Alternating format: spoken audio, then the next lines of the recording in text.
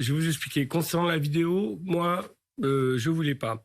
Par contre, ce qu'il faut comprendre, c'est que nous, au départ, à un moment donné, on s'est retrouvé dans une situation un peu difficile. Vous voyez, un peu difficile, où on s'est retrouvé dans le vide au niveau juridique et enquête. Mmh. Et donc, moi, j'ai demandé l'aide à ceux qui pouvaient m'aider. Donc, j'ai demandé effectivement à Éric Zemmour s'il pouvait nous aider dans le cadre de l'enquête pour faire quelque chose.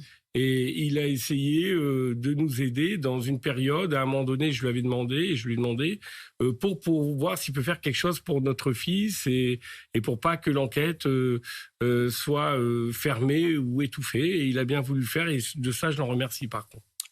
Oui, maître, Alors, un dernier mot. très rapidement, moi Ouais. je suis avocat, hein, je ne suis pas homme d'église, je ne fais pas de la morale, et je rappellerai quand même, parce que j'entends et je découvre un petit peu cette position, qu'il existe en France depuis 1789, donc c'est pas récent, un principe de séparation des pouvoirs. Donc je le dis pour les gens qui nous écoutent et qui nous voient ce soir, ce ne peut être un homme politique qui va régler ce problème.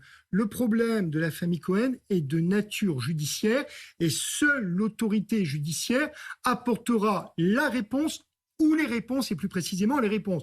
Donc aucun homme politique, hein, je n'ai rien contre Monsieur Zemmour, parce que je sais que cette tentative de récupération ne vient pas que de lui. La plupart des candidats à l'élection présidentielle, puisque nous sommes à l'orée d'une échéance dans quelques jours, ont tenté de récupérer cette affaire. On n'est pas dans cette logique. Que les choses soient dites, la famille Cohen et leur avocat n'ont qu'un objectif, c'est de traiter avec la seule autorité compétente, l'autorité judiciaire.